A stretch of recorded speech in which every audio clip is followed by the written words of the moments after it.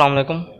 आज इस वीडियो में हम देखेंगे कि हमें रिटेनिंग वॉल जो होती हैं उनके बारे में डिस्कस करना है कि रिटेनिंग वॉल क्या होती हैं, ठीक है, वो किस पर्पज़ के लिए यूज़ होती हैं और उनकी क्या डिफरेंट टाइप्स हैं, ठीक है। तो डिफरेंट टाइप्स हम डिटेल देखेंगे बाद में। तो पहले मैं आपको बता दूं उसकी जो टाइप्स हैं जो आज हम डिस्कस करेंगे वो ये हैं, वो ग्रेविटी वॉल्स हैं, ठीक है। रिटेनिंग वॉल्स ग्रेविटी वॉल्स भी कहलाती हैं और ये ब्रिक्स की बनी होती है, ब्रिक्स की टाइप आ जाती है इसकी, जिस तरह यहाँ पे शो हो रही है नंबर 2 पे। इसी तरह स्टोन की भी बनी होती हैं ये, इसी तरह रीइंफोर्स्ड सॉइल वॉल भी होती हैं जो कि मिट्टी से बनी होती हैं, लेकिन उसमें रीइंफोर्समेंट की जाती है किसी और मटीरियल के ज़रिए, किसी जाले या स्टील के ज़रिए, ठीक है। तो उसको बांध दिया जाता है तो वो रीइंफोर्समेंट होती है, स्ट्रेंथन किया जाता है।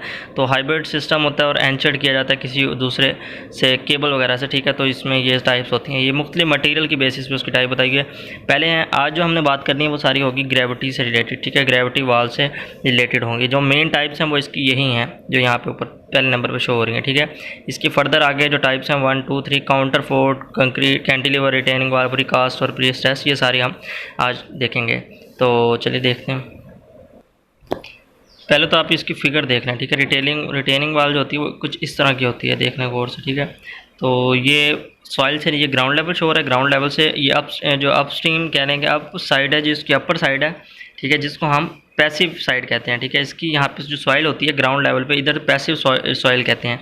और जहाँ पे W3 आपको शो हो रहा है, ये पूरा एरिया अगले वाला, ये आपका क्या कहलाएगा, ये आपका एक्टिव साइड कहलाएगा, ठीक है।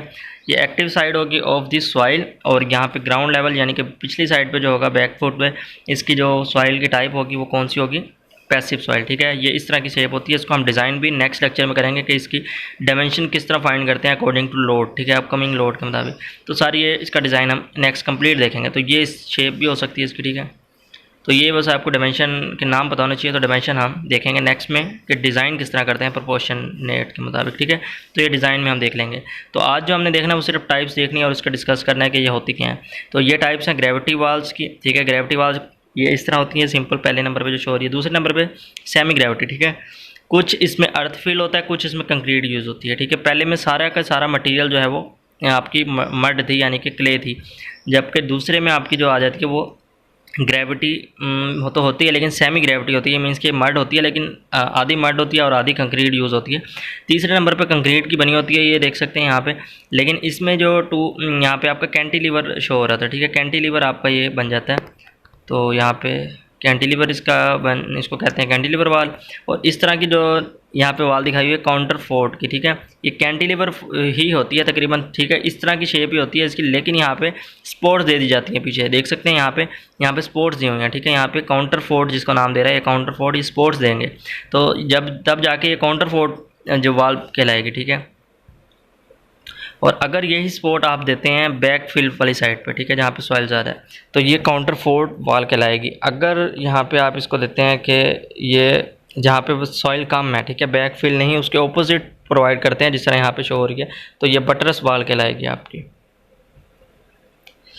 इसकी थोड़ी सी थ्योरी देख लेते हैं हम। ये देख सकते हैं इसके काउंटर फोर्ट बटरस, इसकी सारी ये थ्योरी आप इसका स्क्रीनशॉट ले लें चाहें तो, ठीक है। तो ये मैंने नेट से लिया है, तो हम इसको तो नहीं पढ़ेंगे, ठीक है। जैसे आप डाटा ले सकते हैं अगर आपको चाहिए तो नेट पे मिल जाएगा, लेकिन आज जो हमने पढ़ना है वो पूरा डाटा मैं आपको दिखाता हूँ। तो ये हम देख लेते हैं रिटेनिंग वॉल की। यहाँ पे पहले इसकी डेफिनेशन देख लेते हैं। Wall use to hold the soil, ठीक है। ये एक वॉल होती है जो सॉइल को पकड़े रखती है, ठीक है। ये सॉइल या वाटर, ये किसी भी चीज़ को रोकने के लिए, ठीक है, एक हर्डल क्रिएट किया जाता है। यहाँ पे फर्ज कर लें जिस तरह ये है, ठीक है, हर्डल। तो इसमें यहाँ पे काफ़ी ज़्यादा मट्टी है, ठीक है। आप चाह रहे हैं कि ये मट्टी इधर ना आ जाए, ठीक है, इसको दबा के इस साइड पर ना आ जाए, तो उसको रोकने के लिए यहाँ पर एक हर्डल दी जाती है जिसमें सॉइल ये यहीं रुक जाती है और इधर की सॉइल यहीं रुक जाती है, एक दूसरे को क्रॉस नहीं करती, एक दूसरे पे नहीं चढ़ती, ठीक है। तो ये जो है इस चीज़ को रोकने के लिए ये एक वाल दी जाती है जिसको रिटेनिंग वाल कहते हैं। और यहाँ पे इसकी बेसमेंट दी जाती है ताकि ये स्टेबल रहे, ये भी खुद ओवरटर्न ना हो जाए, ठीक है। तो इसके लिए ये इस तरह की शेप दी जाती है इसको। तो ये सॉइल या वाटर या किसी भी चीज़ को रोकने के लिए उसकी बेसमेंट पे, एक्चुअली ये रिटेनिंग वाल की हम जब डिस्कस कर रहे हैं ये पेमेंट से रिलेटेड है, ठीक है। पेमेंट का हमारा टॉपिक है, तो सिलेबस है, तो उसमें हम बेसमेंट ऑफ स्ट्रक्चर में ये प्रोवाइड करते हैं एक्चुअली। तो ये तो इसकी डेफिनेशन आ गई कि इसका पर्पज़ क्या है और इसकी डेफिनेशन भी यही है। टाइप ऑफ रिटेनिंग वाल, रिटेनिंग वाल की मुख्तलिफ टाइप्स हैं जो ज़्यादातर यूज़ होती हैं, वो आज हम डिस्कस करेंगे। फ्री स्टैंडिंग रिटेनिंग वाल, ठीक है। तो फ्री स्टैंडिंग रिटेनिंग वाल में क्या क्या मतलब है कि फ्री स्टैंड है, ठीक है, उसमें कोई उस पर लोड नहीं आ रहा। फ्री स्टैंडिंग का मतलब उस पर कोई लोड नहीं है, मीन्स कि यहाँ पे जिस तरह आपने बनाया, फ़र्ज़ करें ऊपर एक आपका स्ट्रक्चर भी होता है, ठीक है। तो फ़र्ज़ कर लें अगर आपका यहाँ पे कोई स्ट्रक्चर बना हुआ है इसके ऊपर, ठीक है, तो स्ट्रक्चर बना होता है और तो वो स्ट्रक्चर का लोड इस पर आ रहा होता है एक्चुअली, कब सम टाइम होता है और सम टाइम नहीं भी होता, तो लोड ये स्ट्रक्चर कहीं और होता है और ये किसी और वजह से बनाया होता है साइड पे।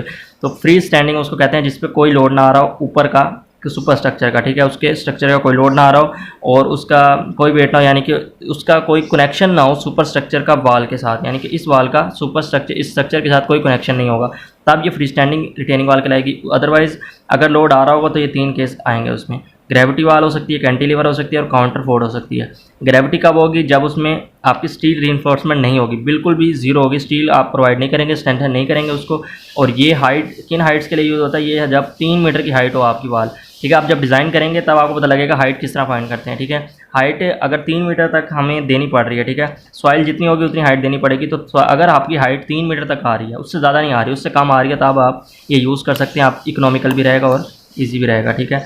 अदरवाइज़ अगर इससे बढ़ जाता है तो आप कैंटिलीवर यूज़ करेंगे और इससे भी बढ़ जाता है तो काउंटर फोर्ड यूज़ करनी पड़ेगी आपको, ठीक है। इसमें आपको जाहिर सी बात है स्टील नहीं प्रोवाइड कर रहे क्योंकि इसमें मड प्रोवाइड है सिर्फ, ये या तो ब्रिक की बन जाती है या स्टोन की या कंक्रीट की, ठीक है। तो ये इसमें स्टील नहीं देंगे, आपने बात रखनी है। और इसमें वो कहते हैं स्टील नहीं प्रोवाइड करते, इसमें टू कैरी दी और ब्रिक और स्टोन और कंक्रीट प्रोवाइड कर देते हैं। अगर इसको स्ट्रेंथन देने की ज़रूरत हो, यानी कि इसको टेंशन बियर करवानी हो, तो हम स्टील नहीं प्रोवाइड करेंगे, कभी भी कंक्रीट या इन चीज़ों के ज़रिए पूरा करेंगे। अगर फिर भी नहीं होता तो फिर आप कैंटिलीवर या इसकी तरफ मूव करेंगे, ठीक है।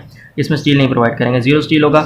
और इसमें हो सकता है कि 2 केस हो सकते हैं कि या तो टेंशन आए ही ना इसमें, ठीक है। अगर इस केस में, ठीक है, इसके लिए तो प्रॉपर्टीज़ में कह सकते हैं इसको कि इसमें टेंशन आती ही नहीं है, या आती है तो बहुत थोड़ी आती है, ठीक है, नेग्लिजिबल होती है, इसलिए स्टील की ज़रूरत नहीं पड़ती यूजुअली।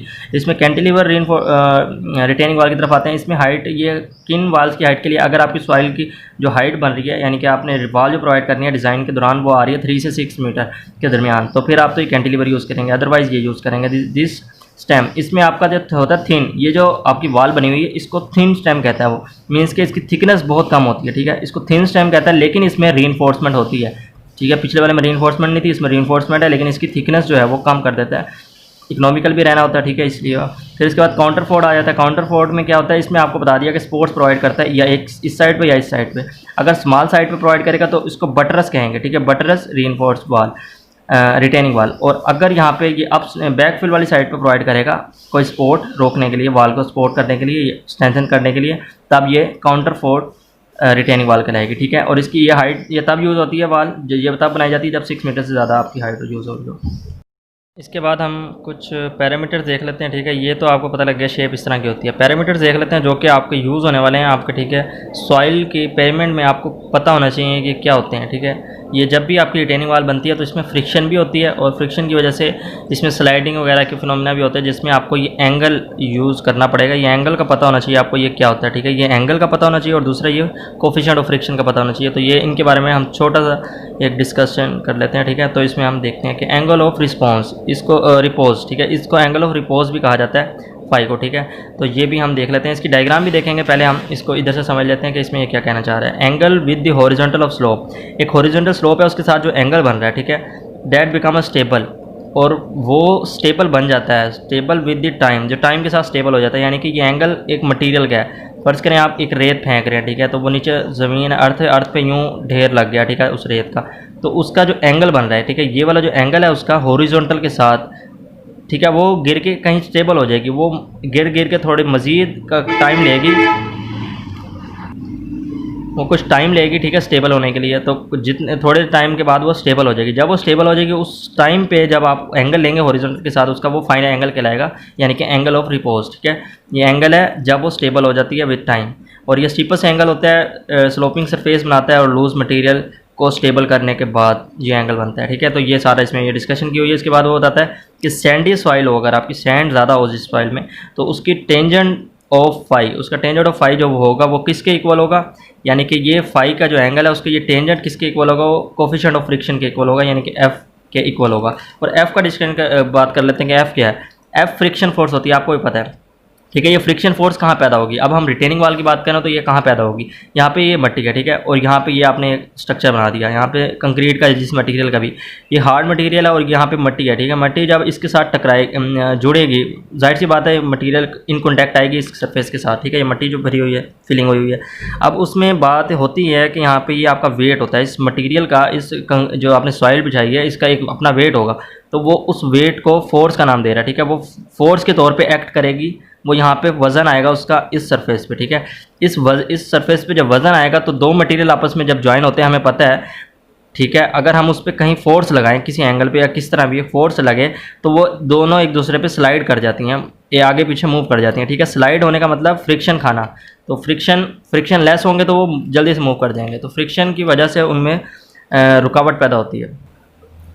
तो यहाँ ये वही बात कर रहा है कि यहाँ पे एक सॉइल मटेरियल, ठीक है, उसका अपना वेट है, वो वेट के ज़रिए जब इस पर एक्ट करेगा तो ये स्लाइड कर जाएगा इसकी बेस के साथ, ठीक है। वो ये बात कर रहा है कि यहाँ पे ये फैक्टर है, ठीक है। इस फैक्टर, ये फ्रिक्शन का फैक्टर जो है, कोफिशिएंट फैक्टर, ये हमें देता है रेशो, एक रेशो देता है किसकी, फोर्स की, एक ऐसी फोर्स की डिवाइडेड बाय फोर्स डेवलप, जो कौन सी फोर्स है, force developed by at the interface of wall, ठीक है, जो कि वॉल के इंटरफेस पे, यानी कि इधर या फिर इधर कहीं एक जगह पे वो इंटरफेस पे, वॉल के इंटरफेस, ठीक है, वॉल ज़्यादातर यहाँ होगी तो यहाँ पे इंटरफेस पे क्या पैदा करेगा, base a underlying soil to prevent sliding produce करेगा, वो यहाँ पे स्लाइडिंग प्रोड्यूस करेगा with respect to the total weight of contact surface, ठीक है। तो इस पे यहाँ पे एक वेट है और यहाँ पे एक फोर्स लगती है जिसको पैसिव फोर्स कहते हैं, प्रेशर रहता है, ठीक है, सॉइल का प्रेशर होता है जो कि पैसिव कहलाता है।